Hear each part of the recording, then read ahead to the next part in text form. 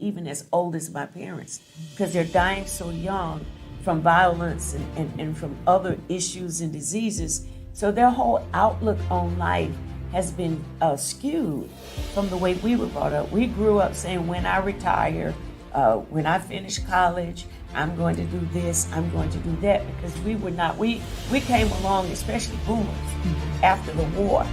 So we don't know what it's like to be in that tension in the community or in the neighborhood. So many choices, so many decisions, and so little time. Do you wrestle to understand the equations of life? Start a business or start a job? Should you get in a relationship or do you end one you're in?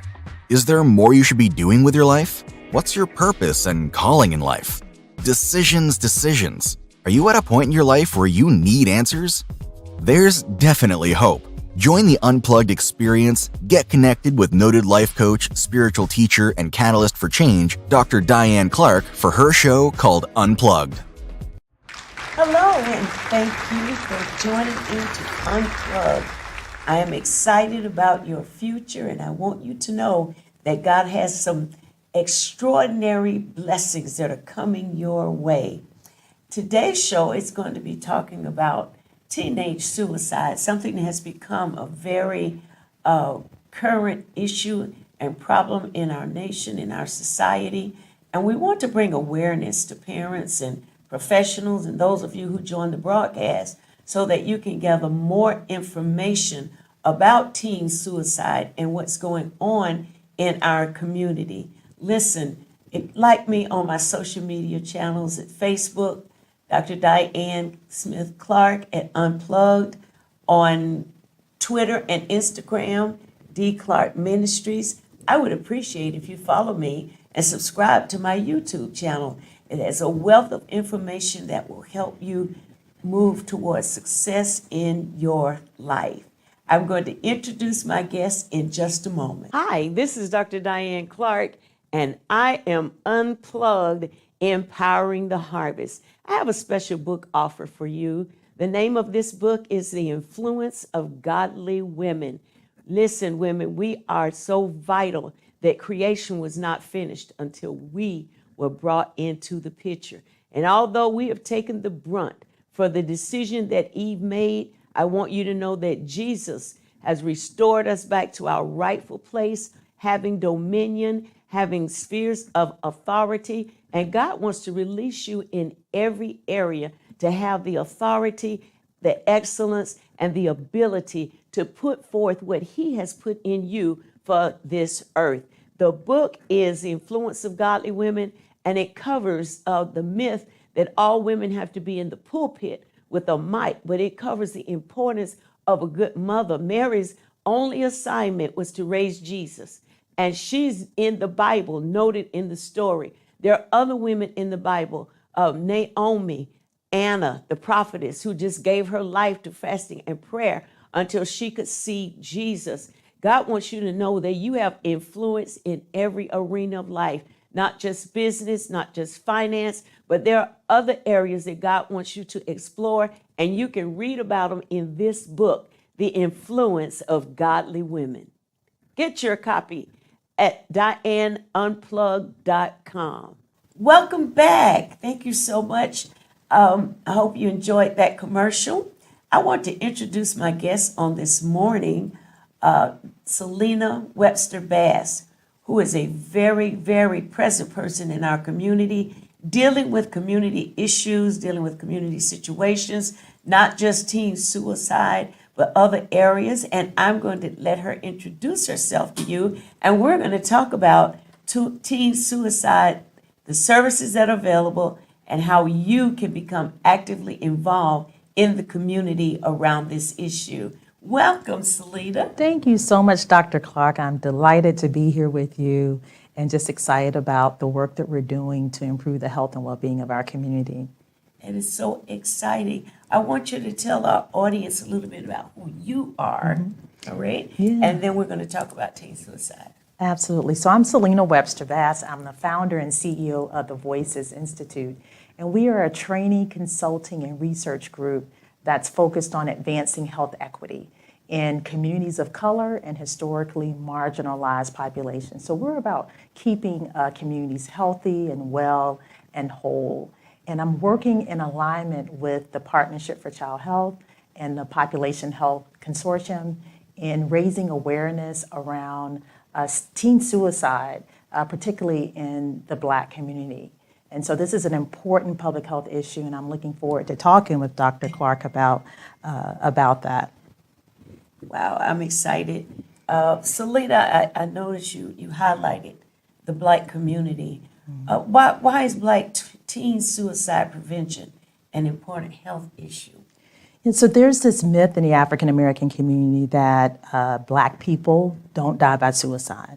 But it is an issue in our community. And in 2019, there was a report released by the Congressional Black Caucus that brought awareness to the rising and alarming rates of teen suicide in our Black youth, in our children. And so this is an important issue because we want our children to be well, not just physically, but mentally, emotionally, and spiritually as well. So we've convened a committee, and so we're doing work around awareness with the Population Health Consortium and the Partnership for Child Health, as well as, of course, my organization, Voices Institute, in raising awareness about this issue of Black teen suicide. That is so important to know because we do have a myth in our community that Blacks don't commit suicide. Mm-hmm. But we have seen by statistics and by history that those things do happen. So I want you to talk a little bit about some of the risk factors that are associated with suicide, Yes. Not just as it relates to the Black community, but period. Mm-hmm. Yeah, and you mentioned statistics. So in 2018, for children, Black children ages 5 to 12, that study showed that our children were twice as likely to die by suicide as white children. And also from the period of 2003 to 2017, we saw over 1,800 suicide deaths in Black youth, over 1,800. And right here in Duval County, our rate has been increasing as well in Black youth. And our rates exceed the Florida rates in terms of Black teen suicide. So as you mentioned, the statistics tell us that this is an issue, and it's something that we definitely need to talk more about. It certainly is. That's alarming. And it's sad to know that our teens feel that they don't have any other option. Right, or right. any other way out. How do you feel COVID has impacted our numbers in our area? Yeah. So, COVID has really turned our world upside down, not only for our children, but for adults, parents, and caregivers as well. And so we know for teens, that's an adolescent period where they're finding our identity, their peer relationships are really important to them. And so, we had interruptions in school. A lot of our young people were missing significant events like going to the prom or, Right. Having, an open graduation where you could have, all of your guests there. So, the connections that youth need in order to be healthy and whole were interrupted. And so certainly this has impacted the health and well-being of youth. The other side of it is what we call social determinants of health. A lot of families lost jobs, Right. were not working, parents weren't working, and so that economic stress impacts the entire household. And so our children were impacted by that as well. So when we think about risk factors, there are lots of risk factors for suicide in general. So, for example, having a mental health disorder such as depression increases your risk of suicide. Having a family member that has died by suicide increases your risk, right?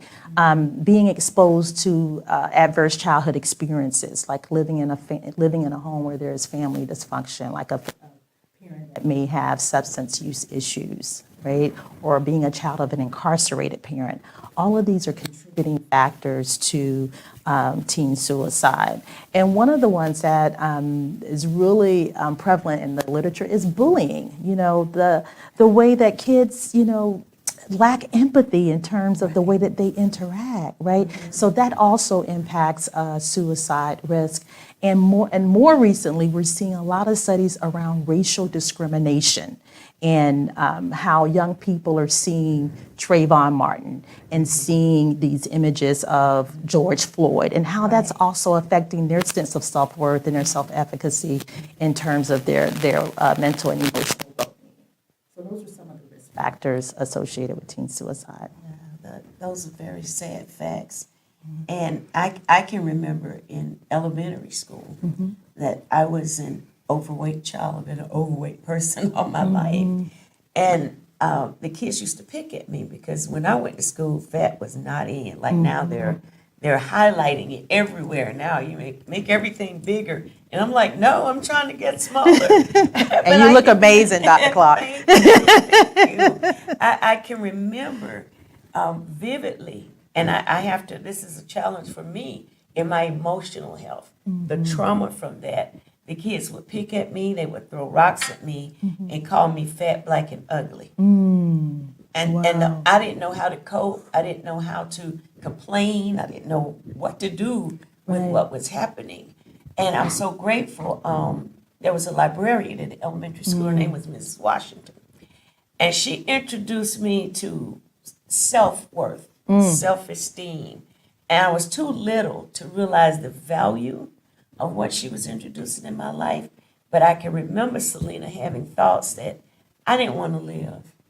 If this is what life was, plus experience in my home as a child, coupled with the bullying and the brutality, children can be very brutal. And with that, I can remember times when I didn't want to live. I was just ready to check out of everything. And I wish there had been information like you're providing today so that we could have learned some protective factors or some protective factors that could have been put in place to help avoid even those thoughts of suicide.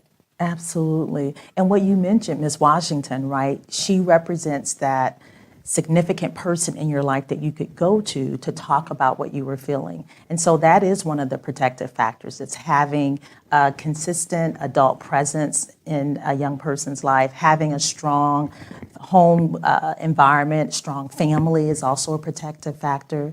Religion is also a buffer in terms of teen suicide, right? That connection to something greater than yourself, that sense of connectedness is a buffer as well. So those are some of the, protective factors, in terms of teen suicide. Well, I was grateful that she was there, and I didn't even know she was observing, but she saw the kids and ran them off. And from that point, it's like it sparked something in her empathy, or her concern for me as a child being in that school was really, really great. I want us to talk about some of the strategies that would promote health equity and mental health, especially in our Black community, Hispanic community, things that we are missing when it comes to information, when it comes to services, and being aware of where they are and who we can get to.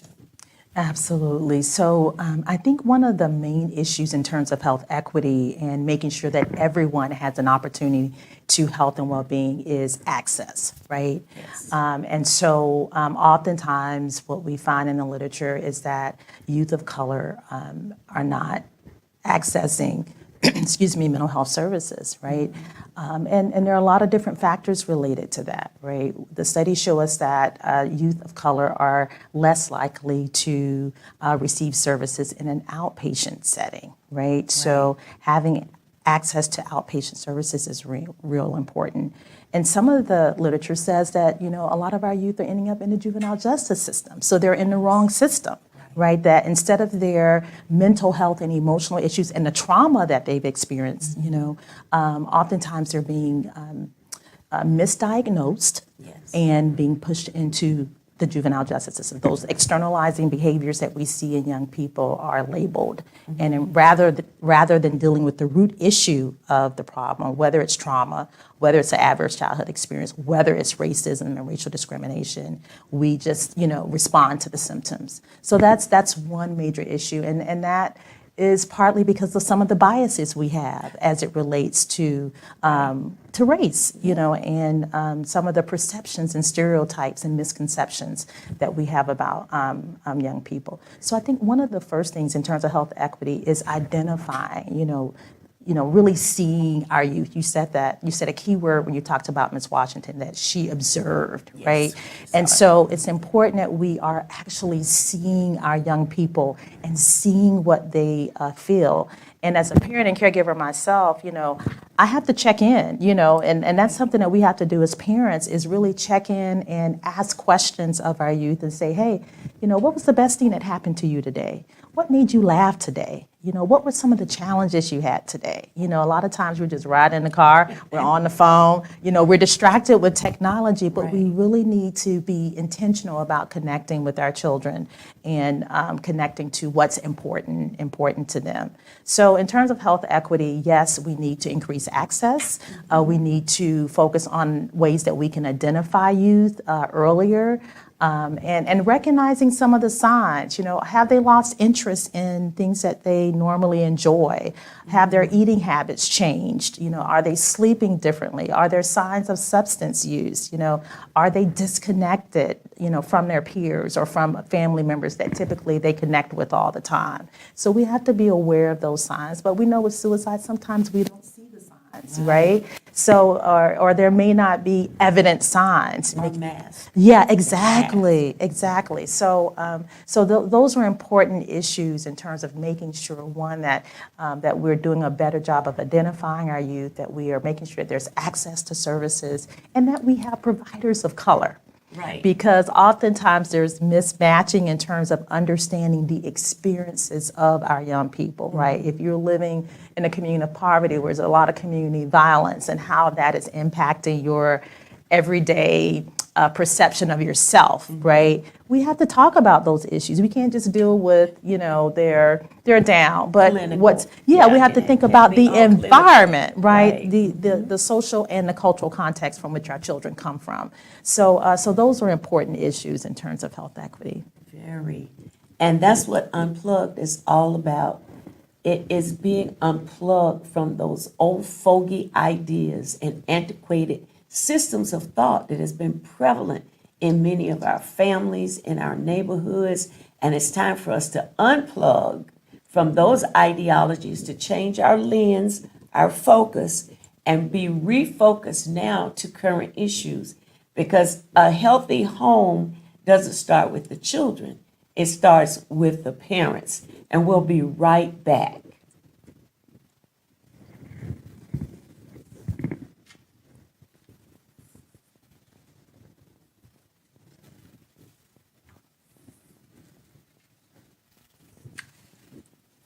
Hi, I'm here with Selena Webster-Bass, and we are talking about teen suicide, preventive factors, and how it's affecting the mental health of our youth. And we want to help them avoid making that decision that ending their life is the only answer that they have.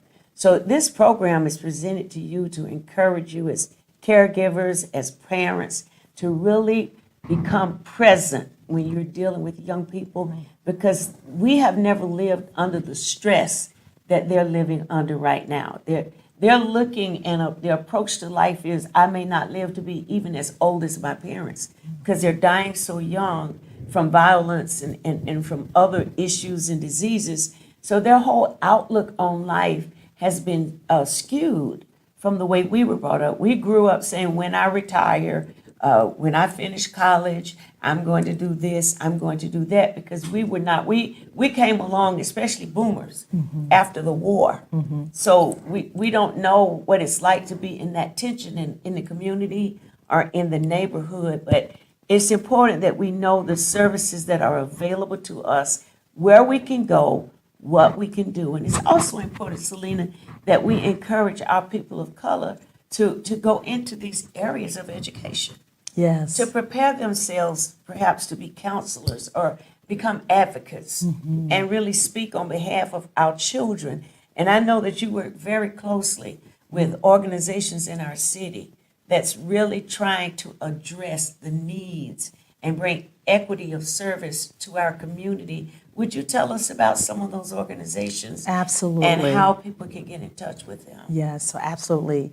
And it's so important that we are leveraging the relationships with these organizations and that we are working collaboratively, because with the COVID-19 pandemic, over 1 million children have lost a parent to COVID-19. Imagine that, over 1 million 1 children million. have lost a parent to COVID-19 globally, right? And then Black children represent 14% of that, and 20% of those kids have lost a parent. And so it's really important that we even think about grief and loss and how that's impacting children, losing a mother, losing a grandmother, right? Yes. So this time is really critical, not only just because of natural stressors that teens Right. and children have, but it's compounded by COVID-19 and the effects of COVID-19. So in terms of organizations, Voices Institute, we are working alongside the Partnership for Child Health and the Population Health Consortium in leading work groups. And so every third Tuesday at 11 o'clock, we meet and we talk about ways that we can increase awareness of Black teen suicide and youth mental well-being in our community. So in July of this year, the suicide number is going to a 3-digit hotline. And so, Awesome. yes, and so because it's much more memorable, it's 988 is the 3-digit number. And so, because of that, we want to bring awareness. So we're planning an event around the 988 number in July. We haven't nailed down our date yet, but as soon as we do, we will let you know. And so that's some of the work that we're doing. And also just working with the hospital systems and tracking data, because it's really important that we understand what the trends are in our community. So we have conversations around that. And then working along with youth organizations. We have a lot of amazing youth organizations in our city, from the I Am a Star Foundation to the Youth Council with the Center for Children's Rights, to RAW with Wolfson's Children's Hospital and with the Reball. I mean, there are a lot of youth organizations. And so part of this work is really about integrating the youth voice and amplifying the youth voice as we do this work. We adults think we know it all, right? Right. And we know a little bit, but our our young approach people, to everything. yes. So we Let really me want to tell involve young you. people. Yeah. Yeah, so we want them to guide us in this work. So even with the event, we're now initiating working with some of these youth groups so that they can tell us what resonates most with them, what's most relevant to them, because we old and we think we know, but we really don't know. So that's what we're doing there. And there are also there are other organizations, the National Alliance of Mental Illness, NAMI. I'm losing my breath here. NAMI, the National Alliance of Mental Illness, is a local chapter that provides support groups for families. And then there's also a 501c3 organization, the D's Marvelous Light Foundation. And actually, it's a friend I of hadn't mine. heard about that one. Yes, Cheryl Dees and her husband, Darnell Dees, lost their son to suicide a couple of years ago. And so they started that foundation in his honor, DJ. And he was a football player at Bowles and just a really a star. And so they've committed their lives to providing scholarships and educating the community as well. So there are lots of resources in our community to connect with in terms of raising awareness and increasing community education. Selena, I think it's a great idea that you have the 988 number. And that's a Because national thing. Yeah, Yes. our Yeah. generation, they're hooked to their phones. You can hardly get a complete sentence out of them because Yes. they're so into the games and different outlets on YouTube, Netflix, and so right in the palm of their hands. Right. And you know what I'd like to see maybe next year, they will get a text number because the kids like to text. And yes, there is actually a text number as Is- well. Oh, okay. Yes. It is text talk to Okay. 741-741. Okay, So that's repeat the that national. again so Yes, they absolutely. So the suicide hotline number is 1-800-273-8255, right? And so that number will be replaced with 988 in July 2020. Okay. And then for our young people, because just like what you Yes, just yes. said, text talk to 741-741, right? So that's the text line for Is that coming in National July? No, that's already active. It's already It's already active. Yeah. Okay. So the 1-800 number is active 24/7, as well as the text line 24/7 as well. Yeah. Wow, so that presents some outlets for our young people. Yes. Because they may quickly do a text as opposed to dialing the 988. Yes. But how do we get our parents educated and involved in really helping our young people see that they do have a future, that they do have a bright outlook, and help really speak to the reality of who they are and not just the reality of their behavior? What are some things Absolutely. we can do? Yeah, so I think it's about really being intentional about spending time with our children and being present. There's a saying that says it's not about presence, it's really about presence, right? Right, A lot of times we right. want to buy and give our children, sneakers and all of that, right? We want them to have the nicest things, but it's really about that quality time and relationship building that's most important with our children. And I think particularly with youth of color, there's so much negativity in the media in terms of Black identity, in terms of Hispanic identity, being Black and brown in America.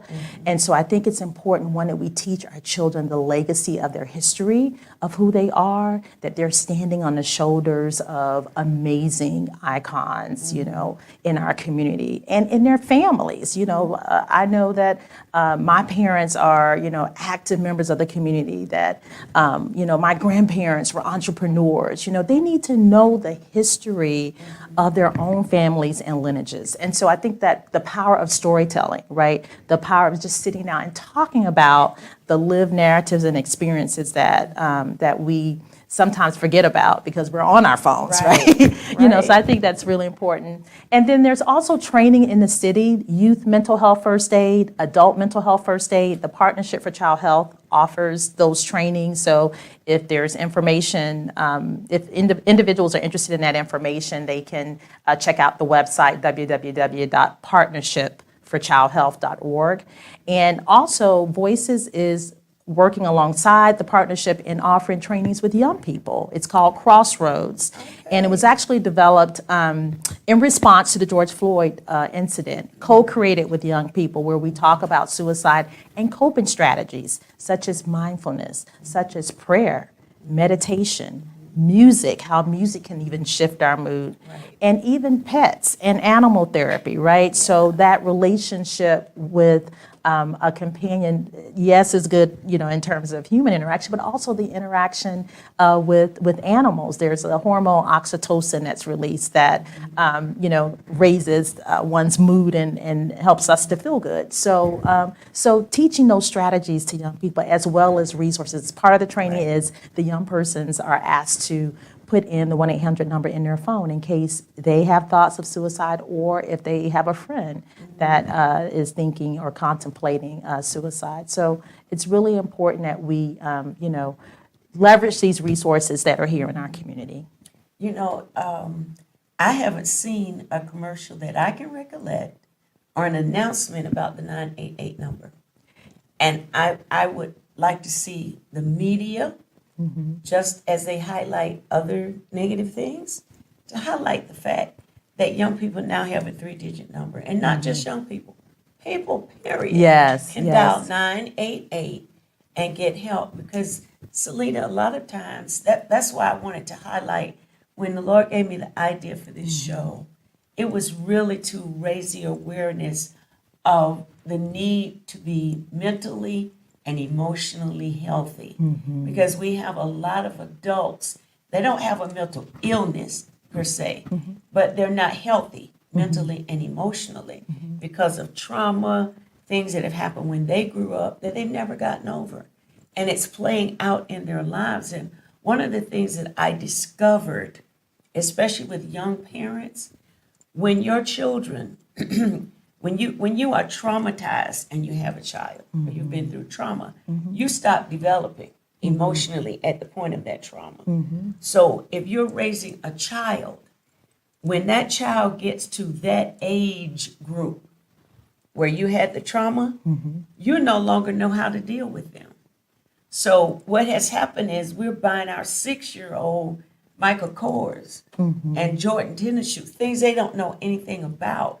And we're trying to substitute things that we wanted growing up. We're giving it to our children. And that can make a definite impact on my wanting to live or my wanting to check out. Because what happens when you can't buy me the name brand stuff, when you can't do what I skillfully manipulate you into doing with my grades or my attendance and my behavior. And truth is, I've experienced a person who was just intellectually qualified to be anything they wanted to be in life. But the pressure that we did not recognize to excel, to get these grades, to get these accomplishments, finally, the person blew.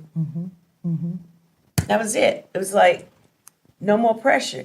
And of course, the environment that he was in and people in his life didn't recognize he was under pressure because he was doing what?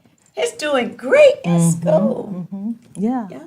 And academic stress for some of our young people is real. The testing, the pressure to perform, and not only academically, but sports-wise, too. Yeah. So you're absolutely right.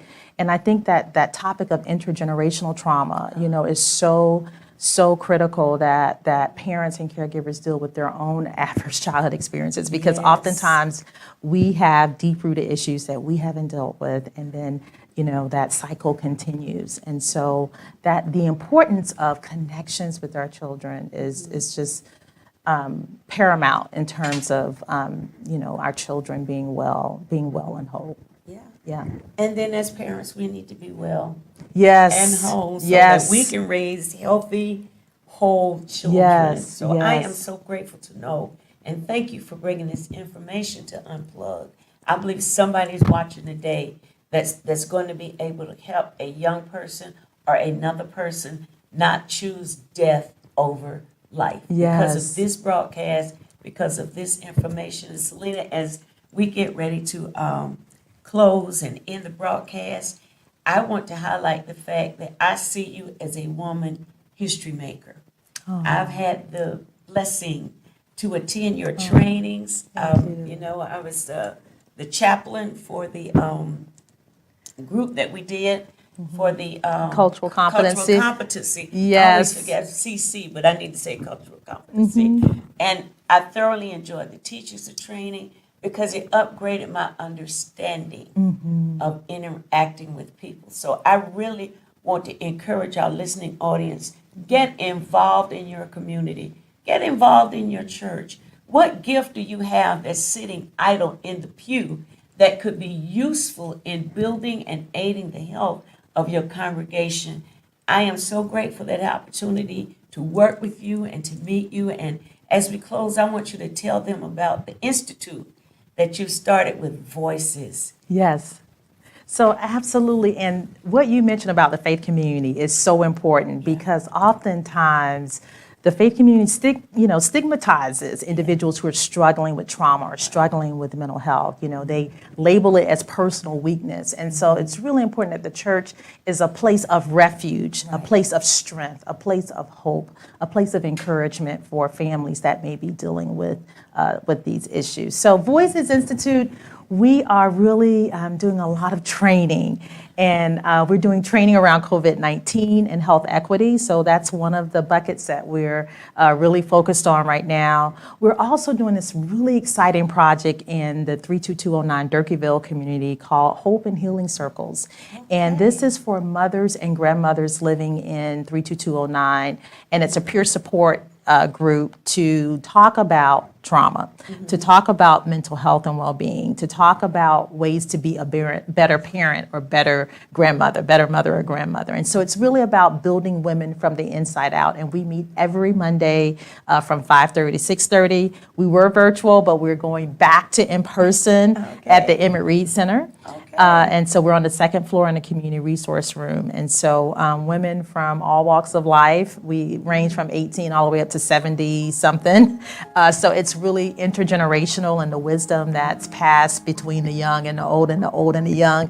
It's really transformative. So that's another project we're working on. And continued mental health awareness, work that is always, at the forefront, and sickle cell disease, which is another issue that I'm very passionate about. So really enjoying educating the community and doing what we can so that we can fully enjoy life and have that life abundantly that the scripture speaks of. Yes. It's already paid for. Yes. Yeah. It would be exciting to get some of our licensed mental health counselors involved with that program so that they would be available to talk people through it, because a lot of times people don't talk about things because it's painful, and talk because they haven't overcome it. It just resurrects the emotions that were present when the trauma or the dissension, the confusion happened. Right. It would be great. In fact, I want to extend an invitation to those of you who are licensed mental health counselors, or those of you who are psychology majors. It would be an asset to our community for you to attend Monday nights from 5:30 to 6:30 as you are available to work with these mothers and grandparents and to assist these organizations that are reaching out in our community, because you will prove to be a very valuable asset. It's time for us to get unplugged and plugged into a healthy life, a healthy emotional quality, and a healthy mental mindset.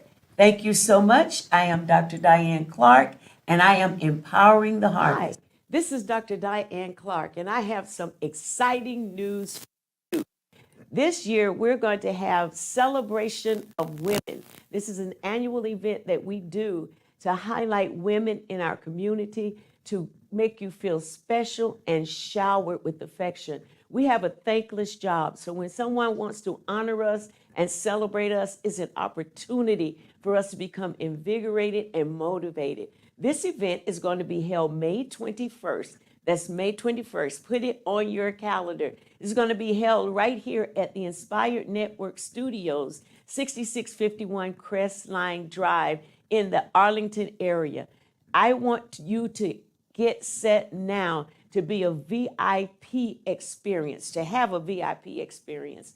That includes a delicious lunch, free gifts, free opportunities. And we want to shower you to let you know that you are valuable to the earth and to the people that you interact with. Along with that, we're going to have the Unplugged simulcast live, and you'll be a part of that studio audience. So if you want that VIP experience, go to Eventbrite and register for that. And if you just want to be a part of the studio audience, you're welcome to come. And we thank you and bless you for making that a special event. Our focus this year is self-care, body, soul, and spirit. And we have some wonderful guests who are going to participate in that. That's going to cause you to feel inspired, bring out the wonderful you that you are. Listen, write it down on your calendar, May 21st, with Dr. Diane Clark, Celebration of Women Unplugged. It's going to be great. I'll see you. Put a seed in the ground and name your seed. Experience the blessings of the Lord by sowing into this outreach. Help us take the gospel around the world. You can do so by going to Cash App. Type in the dollar amount you would like to give, and then type in $D Clark Ministries in the For section. Make sure you include your telephone number and a small prayer request. I can assure you that our prayer counselors will be praying for your needs. If this encounter has been a blessing to you, send us an email at dclarkministries@gmail.com and let us know how we've been a blessing to you. Or write us a letter or drop us a seed at Dr. Diane Clark, P.O. Box 9148, Jacksonville, Florida, 32208. Or call 904-419-9831. Stay connected with Dr. Clark and the Unplugged Ministry. Subscribe to my YouTube channel. Like our Facebook page and Instagram family. This way, when we go live, you'll get an alert the doctor is live. To find out more about Dr. Clark, go to my website today. And while you're there, become a partner? Go to DianeUnplugged.com. So you've been watching the show. Would you like to be a content provider yourself and develop a show for the Inspire Network? Please give us a call today at 904-389-5592 or go to www.connecttv.info to submit a show idea. Hi, I'm Pastor Darren Gale of the Life Ship Church in beautiful Port St. Lucie, Florida. I want to invite you and yours to join us on Sundays at 10 a.m. for a life-changing experience. Look forward to seeing you. Do you love video production? Would you like to have a career in video production but don't know where to start? Your problem is you have no one to teach you. Well, the Inspire Television Network is initiating its apprenticeship program. We'll teach you video production, how to set up the simple camera operation, post-production, and advanced editing. Imagine sitting down with an expert and being taught weekly how to do it. It's a 6-month program that requires a minimum of 10 hours a week of hands-on training and 3 hours a week of classroom training. You've always wanted to make movies or learn production. This is the perfect program for you. Give us a call today at 904-389-5592 or sign up at www.learntv.today. It's free for churches and nonprofit. COVID-19 has taken more lives than we care to count.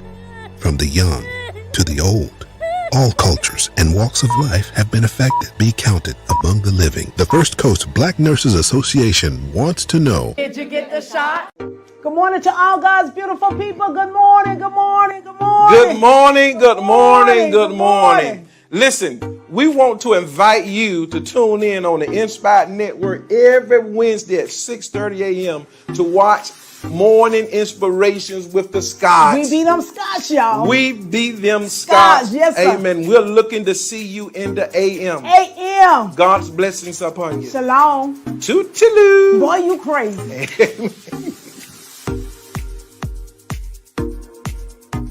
Hello, good people. How y'all doing? Listen, we're on the set of the Clouds right now. We're getting ready to record, but I thought it would be robbery for us not to let you know that we're back. Yes, we are, and we missed you guys. We hope that you missed us too, but you all have to tune into the Clouders every Monday at 8:30. Listen, we'll be looking to see you, and hopefully that when you do listen, that something grabs you and connects you with us. Absolutely. So get connected and stay free.